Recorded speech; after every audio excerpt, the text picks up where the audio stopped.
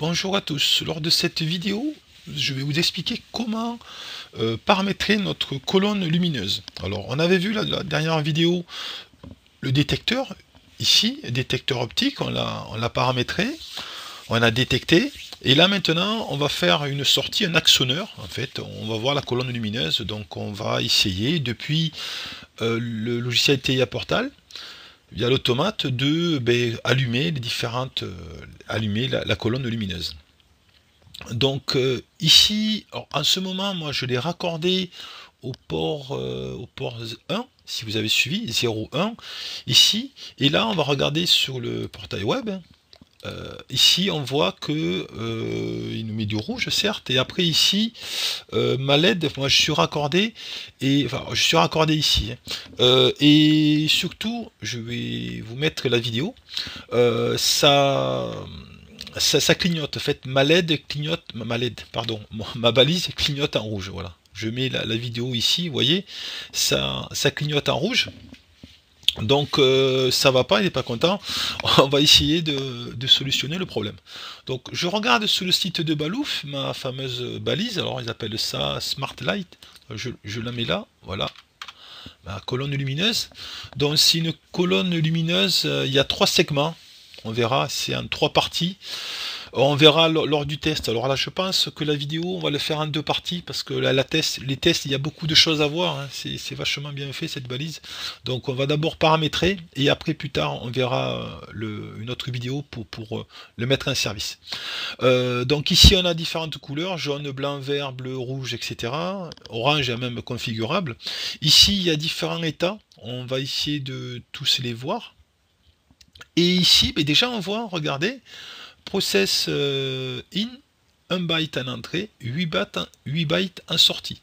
La dernière fois, on avait vu notre détecteur, c'était 2 bytes en entrée uniquement. Là, forcément, il y a des sorties, il travaille sur 8 bytes. Alors on peut regarder sous la doc, donc ici, la documentation du constructeur. Ici, on va regarder dans téléchargement, et là, on va voir dans notice d'emploi, bon, il n'y a pas de français, c'est en anglais ou allemand.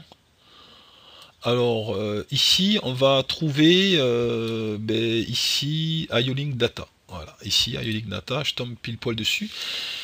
Et là, on voit que justement, donc on a dit qu'il fallait 8 bytes, hein, en sortie et 1 byte en entrée, enfin, on a dit, c'est écrit, et après il y a l'explication de chaque byte, vous voyez ici là. Alors on verra lors de la mise en service, c'est tout ça, comment ça fonctionne, quoi, voilà. C'est en fait le byte 0, byte 1, byte 2, byte 3, byte 4, 5, 6, 7, et voilà, ça fait 8, hein. Voilà. Et donc on verra dans les détails, justement, il faut regarder ici par rapport par rapport au mode qu'on a choisi, qui est ici, on va devoir mettre 1 à 0, enfin on va devoir mettre quelque chose à 1. Donc je répète, là c'est une présentation globale, on verra ça lors de la mise en service. Donc, en tout cas, nous, le principal, pour le paramétrage, on a vu qu'il fallait 8 bytes en entrée et 1 byte en sortie. Donc on va sur notre logiciel TIA Portal, on va aller dans notre maître IO-Link, ici, là, voilà. Et là on va aller sur on va interrompre tout ça, on va aller sur, donc notre port, c'est le port numéro 1, ici, port numéro 1, allez, je fais une piqûre de rappel, port numéro 1, il est ici, là c'est le 0, 1. Donc on raccorde ici sur le port numéro 1, donc je veux travailler avec la colonne, et je répète, qui travaille avec 8 bytes en sortie et 1 byte en entrée. Donc on y va. Donc ici, on va retrouver 8 bytes en entrée, 1 byte en entrée. Donc alors, lequel on va prendre 1 et 8, il n'y a pas. On va prendre, on est obligé de prendre celui-là, hein. 1 et 8, ça n'existe pas. Donc on est obligé de prendre 2 bytes en entrée, même si on a besoin qu'un, et 1 byte, 8 bytes en sortie. Donc I input, ça va être le 2, et O, ça va être 8. Voilà, toute logique. Donc on y va. Alors je rappelle, alors ici, on est là. Ici, c'est bien le port numéro 1. Je rappelle qu'il faut le supprimer d'abord. et après on prend celui-là. Voilà. Et là ici, on a donc l'adresse, les entrées, c'est de IB 70 et IB 71, et les sorties, donc c'est QB64, QB65, QB66 jusqu'à QB71. Voilà. Donc, on a fini pour ça. On va transférer, toujours pareil, hein, on va transférer tout ça. Alors, on revient ici, on va transférer le programme.